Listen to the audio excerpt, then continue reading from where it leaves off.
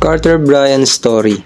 Si Carter Bryant ay isang 6'8" small forward na napili ng San Antonio Spurs sa katatapos lang na 2025 NBA draft bilang 14th overall pick.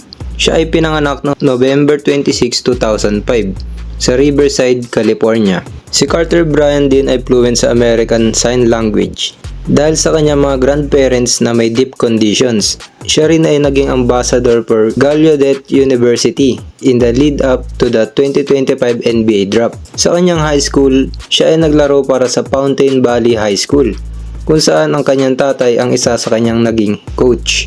At agad rin naman lumipat sa Sage Hill School sa Newport Beach, California dahil ang kanyang tatay ay na-hire dito para i-coach ang team. Dito ay nakuha niya ang Pacific Coast Conference MVP matapos mag-average ng 22 points, 13.7 rebounds, 4 assists at almost 3 blocks at 1.6 steals per game sa kanyang junior season. Kahit na maganda ang kanyang nilaro sa kanyang junior season, siya ay lumipat pa rin sa Centennial High School sa Corona, California bago magsimula ang kanyang senior year sa high school. Siya rin ay napili para maglaro sa 2024 McDonald's All-American Boys Game at napasama rin sa Jordan Brand Classic sa kanyang senior year. Sa kanyang pagtatapos ng high school career at papasok sa college, siya ay isa sa mga naging consensus 4-star recruit at isa sa mga top player ng 2024 class. At noong April 26, 2023, siya ay nag-commit para maglaro sa college basketball ng Arizona Wildcats.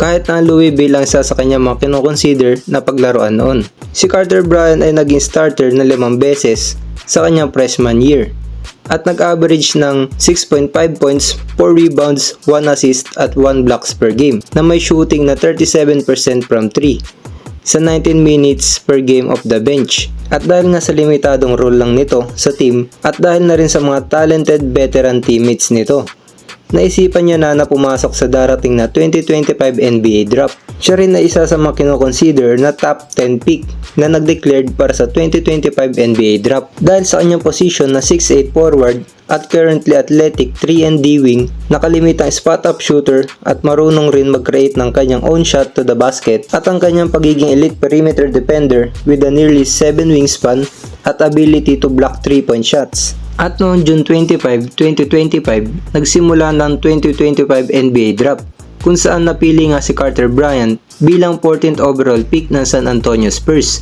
Sa pagpili sa kanya, marami ang nagulat dahil nga siya ay isang 6 months sa college at isang raw prospect na may tuturing na napili ng maaga sa draft. Siya rin ay kinukumpara sa dating Spurs superstar na si Kawhi Leonard dahil sa kanilang similarities sa laro na isang 3-and-D player papasok sa NBA.